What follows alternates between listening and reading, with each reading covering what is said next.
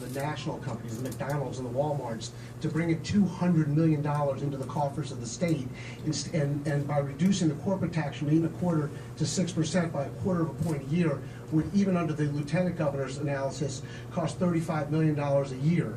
Ultimately, companies would come in, so it would bring more money into the state. You see, what the lieutenant governor fails to understand about the corporate tax, Senator, is that the people who create jobs are companies. So if we don't have companies here and businesses here, we don't have jobs. And so that, I think, is a big fundamental difference between the two of us. I'd like to correct the record that no candidate was willing to participate in a positive campaign pledge. When other campaigns are suggesting that we sign a pledge, I made it very clear that I didn't need to sign a pledge to be positive. This is how I walk in the world. Signing a pledge didn't matter. I was going to, with my word, run a positive campaign, and that is what we have stuck to. We've stuck to the issues and run a positive, issue-based, inspiring campaign that has created a great amount of enthusiasm all across the state and a momentum shift in this race in the final days.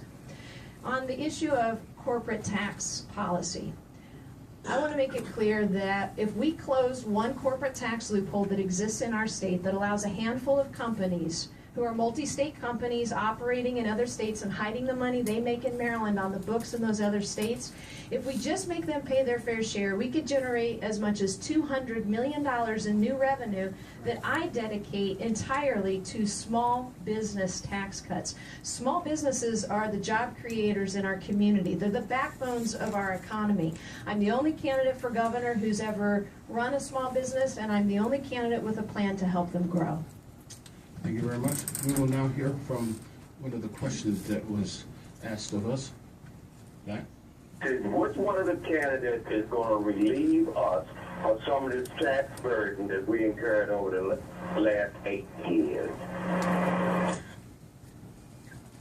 Which of the candidates are going to relieve us of the tax burden that's been placed on us in the last 8 years?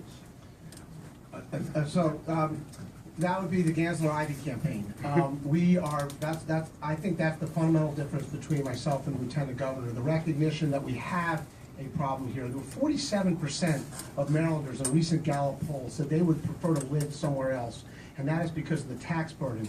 The 40 straight taxes, the $10 billion that have been taken out of the pockets of Marylanders and put into the government and then ineffectively spent, is breaking the backs and squeezing the middle class. They're being choked, and people want to leave here. And so we don't have the jobs here. We cannot afford to continue another 8 years of the O'Malley Brown administration idea of mortgaging the future of our state on the backs of 40 more taxes and more casino gambling at the expense of bringing life science companies here, cybersecurity companies here, manufacturing companies here, like New York did. Look, Kevin Plank's a saint. He runs Under Armour. He's the only company that's left and saying he's not moving.